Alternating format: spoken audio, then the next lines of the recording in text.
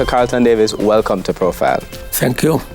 And thank you so much for joining us in the context of your, plan by the end of the year to be publishing your memoirs, which detailed your extensive work in the civil service. As Cabinet Secretary and Head of the Civil Service, served directly under 5 Prime Ministers. So we're talking about Prime Minister Michael Manley, Edward Seaga, PJ Patterson, Portia Simpson-Miller, and Bruce Golding. That's right. Also serving for a range of organizations. Right. The Jamaica Bauxite Institute, the Scientific Research Council, board service includes for Clarendon Alumina Partners, CAP, the National Housing Trust, the Development Bank of Jamaica, FinSAC, the Chase Fund. When you listen to this sort of list of organizations and you think of their importance in sort of Jamaican public life, how do you feel? Well, I feel satisfied that I had a busy life. And I think I did some positive things in that period across these organizations which you listed, and made my own little contribution to the development of the Jamaican state.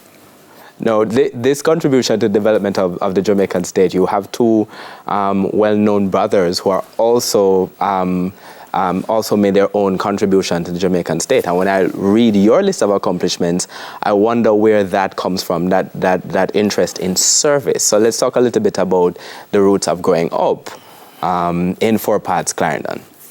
Yes, well, Four Parts was and still is a village. And in my time, getting to Kingston was a major event. So you were really confined to a rural area. Cricket, the community generally, and the community was centered a lot around cricket. You had, of course, the primary school, called elementary in my time, elementary school, and the church. In my time, it was the Congregational Church, now part of the United Church. And that was our community. The community looked after us, and everybody looked after everybody else. Periods of the hurricane, for example, well before your time in 1951, the community got together to help those who were, affected badly by the hurricane. So that was what I say in the book, where the child became father of the man. It was as Alexander Pope expressed it. That is where I got my growing up years. We didn't have electricity for most of those years.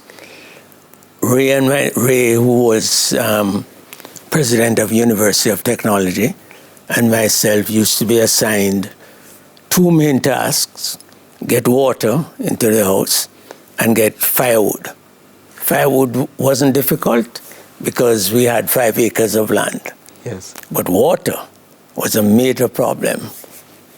At one stage, we had to go to a place called Bell Plain. I don't know if you know the Clarendon Plains going towards Osborne Store. Okay, yes. That way, to get water to come 4 parts. And all that had to be done before school. And school was started at 9 o'clock, and we had to do everything. So that was the sort of life. Reading, our parents, especially my mother, insisted on reading. Partly, I think, to get us off our hands. Give you something to do. Yes, something to do. But partly to keep us informed. And we read all sorts of things. The Gleaner newspaper was a big thing in those days. We had a number of weekly, monthly magazines, and my mother used to buy magazines published in England. Woman, Home Notes, Home Chat, that sort of thing. And we read everything. And of course, comics. People think it is funny, but even reading comics is reading. And we did that. Mysteries, Sherlock Holmes, and so on. So that was the life. That was a home life. No, in terms of the school life, no. You talked about your mother's and your parents' interest overall in ensuring that you read early. But how were they reinforcing sort of life lessons, especially the importance of education when you were going to school? Yes. So we recognized from very early that it's one way out for the likes of us is to take education seriously. And we had good teachers. My teacher was a Mr. Nita, the father of well-known media man Hartley Nita, Lance Nita, the father of those. And he would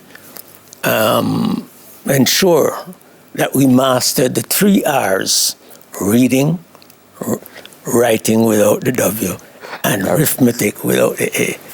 And that was fundamentally learn poetry. We were required to learn poetry. At one stage, I had to learn Gray's Elegy, written in a country churchyard, 32 verses, 128 lines. Apart from education, what were the principles that your parents were instilling in not just you, but in your family, in your siblings as well? Integrity. They were, as the rest of us, but principally Omar, who went into politics, admirers of Norman Washington Manley, and who was noted for, among other things, his integrity. And they emphasized that character, building character. My father spent a couple of years in the Royal Air Force in England and learned a lot about how they managed during the war, the discipline, and so on. So those things were inculcated in us as children. I want to talk a little bit about how that helped to sort of pave the way for the work that you would do later on in your work life in itself, the school life, at the higher levels, university levels, and in your work life. But we have to take our first break on Profile. My guest is the former Cabinet Secretary and Head of the Civil Service, Dr. Carlton Davis. He's written his memoirs, which are coming out this year. We're back with you after these messages.